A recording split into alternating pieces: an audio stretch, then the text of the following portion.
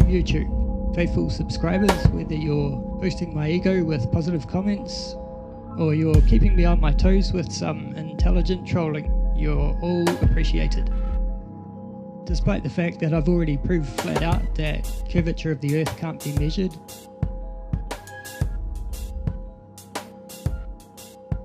and that is not due to any kind of atmospheric refraction, light bending.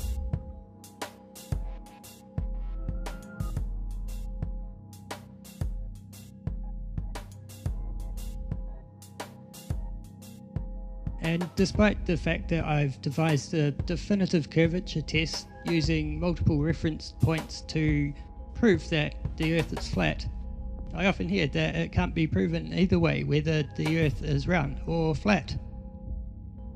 So I'm going to take the flatness test a few steps further and go into a bit more detail to prove once and for all that we're living on a plane. I'm going to stick to using photos of the Kaikoura Ranges in the South Island of New Zealand, taken from Wellington's south coast. This gives us a pretty decent range in terms of point-to-point length, as well as a decent range in heights of peaks that we can use. I've been out there a few times taking panoramas, as the spot's just breathtaking, especially at sunset. On the day I was out taking these shots, the conditions were just about perfect. The further away the mountains are from the camera, the lighter they are. That's because there's more atmosphere between us and the further mountains, so they get kind of washed out. Pretty obvious, but this photo demonstrates it nicely. I'm going to pick out a few prominent peaks and color code them for convenience.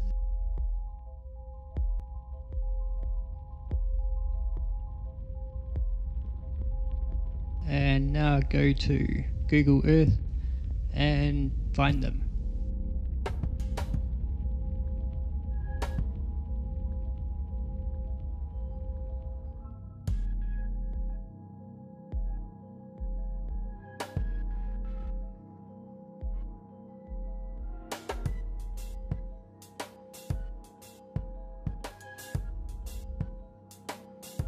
And a few weeks later I've found them. It's pretty hard work, but I'm confident that I have found the right ones.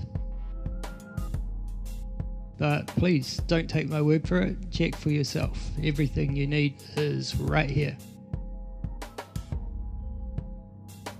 Once again, I'm going to enter the heights of the peaks and the distance from the camera into a graph.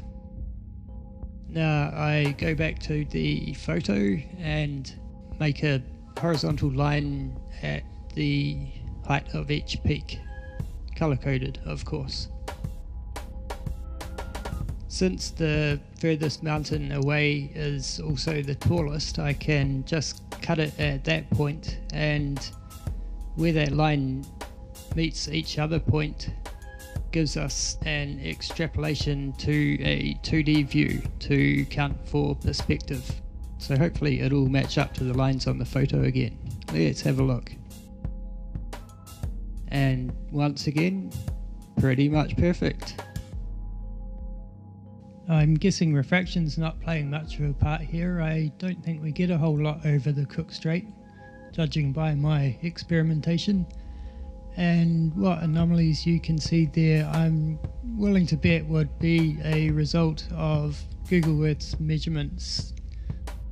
We can't expect Google to have accurate data for every nook and cranny in the Kiwi bush. That's some pretty full-on wilderness out there. Now I'm going to do the curvature calculations for each of those peaks and input that into a graph to do a comparison.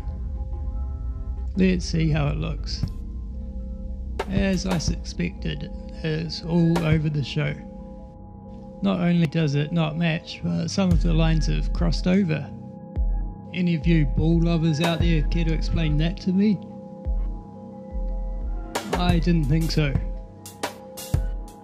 If we get these scales matched up, we can get a rough idea of how it would look if there were any curvature. I'll leave you with that.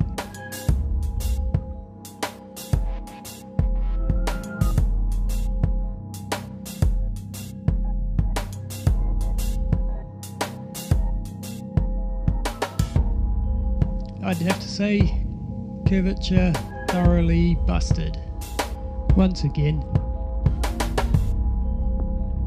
Thanks for watching.